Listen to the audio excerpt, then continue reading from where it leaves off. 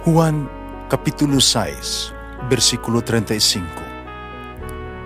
Si Jesus miingon kanila, "Ako mao ang pan nga naghatag sa kinabuhi. Ang muari kanako dili nagayod gutomon, ug ang mutuo kanako dili nagayod uhawon." Pan sa kinabuhi.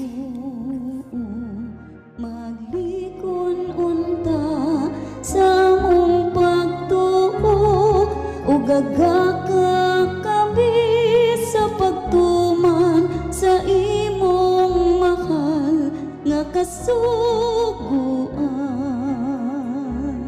Mana kaninyo, Santos nga Ebanghelyo sumala ni San Mateo. Si Jesus miingon, "Pagkalaot ninyo mga matutudlo sa balaod, ug kamo mga Fariseo, ti pakaron ingnon. Sama kamo sa mga pantyon nga pinantalag puti, nanindot tan-awon sa gawas, apan sa sulod, puno sa bukog, sa mga patay, o sa mga hugang butang. Sa mga paagi, sa gawas makita sa tanan nga kamo maayo, apan sa sulod ninyo, puno kamo sa pagkaroon ingnon ug sa mga sala. Pagkalaot ninyo mga matutudlo sa balaod kamo mga Fariseo, di pagkaroon ingnon. Nagbuhat kamo og mga manindot kayong lubnganan alang sa mga propeta, kaya dunuhan ninyo ang mga monumento ni adto mga maayong kinabuhi. Nag-ingon kamo, kung kami nagpuyo pa sa panahon sa atong katigulangan, dili unta namo imuon ang ilang gibuhat. Ni patyon ang mga propeta.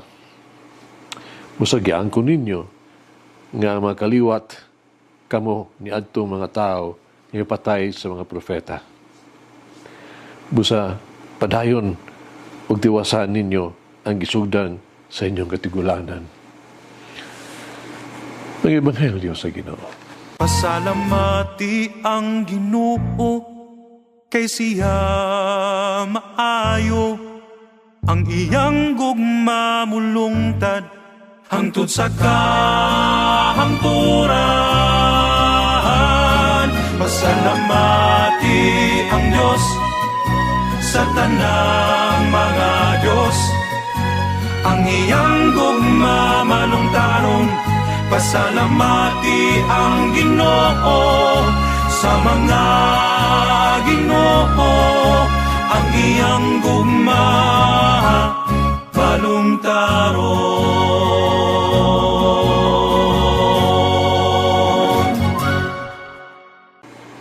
Sa Ebanghelyo karong adlaw, doon na kita'y sa katapusang duha sa 7 ka alaot.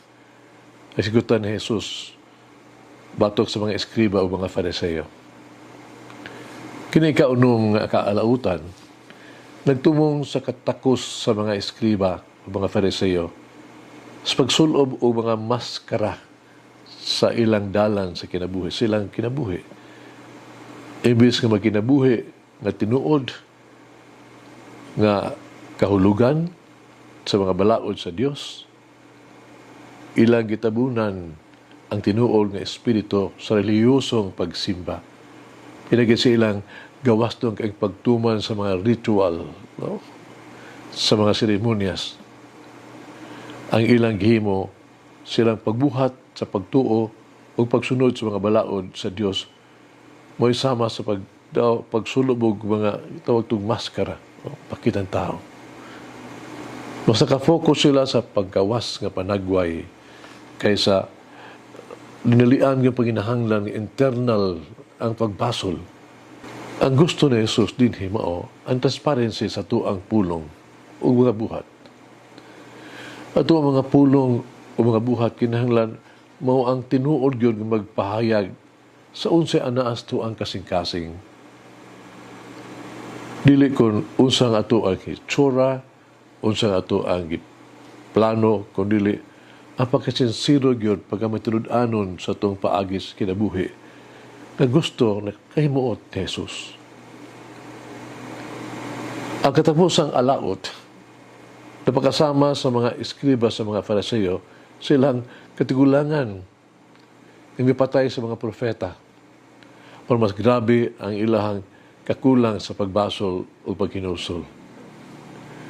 Gawas sa pagsalikway sa gibuhat silang katigulangan, ilang ipakita ang pagkalabaw o pagkamatarong silang kaugalingon ng hambong pagani sila sa pag-ingon kung sila pa pailabang panahon kini, no?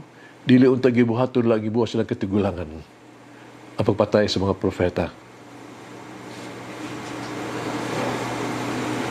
Ang gusto ni Jesus mao nga unta mabati sila og itawag tog pagbasol ba, no? Sa gibuhat sila ang katigulangan. Paghimo sa pipila ka mga reforma o pag-ayo. Ang usa ka masulubon nga pag-angkon mahimo kanila nga magbag-o o magbasol sa mahitabo kaniadto. Apan ang ilang pagdumili o katig-a kasing-kasing may duot kanila sa paghimo pag-usab sa gibuhat sa ilahang mga katigulangan. Apan niadtong panahon nila si Jesus na ay ilag nila ngadto sa krus, ngadto sa kamatayon. At ang mga taon ng karotong kagalingon, doon na ba kita'y butang, takpan, itago o pintalan? Anong kinini San Pedro Chrysologus, na lumang nga taga Imola, Italy. Ipadako siya sa Metropolitan See sa Ravenna. Nailhan ang obispo sa iyang makadasig kaayo pagsangyaw, no? Ayang pagkamaunungon o ganyan iyang isog kaayong panglaban sa simbahan.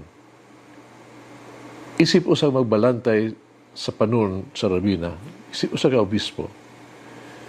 Si Peter Chrysologus, napakita siyang pastoral nga kasibot o kanunay nga nangamuyo siyang katawhan sa pagdawat sa balaang komunyon. Gisaway niya ang usa ka gubot kaayo nga bag-ong tuig nga kasaulugan. Pulong ba sa obispo, no? Kining iyang inila kaayong famous kayang ginaingon nga panag-ingon siya buong pa niya nga naglingaw-lingaw siyang kagalingon uban ni Satanas dili makalipay uban ni Kristo. Hagit sa kinabuhi.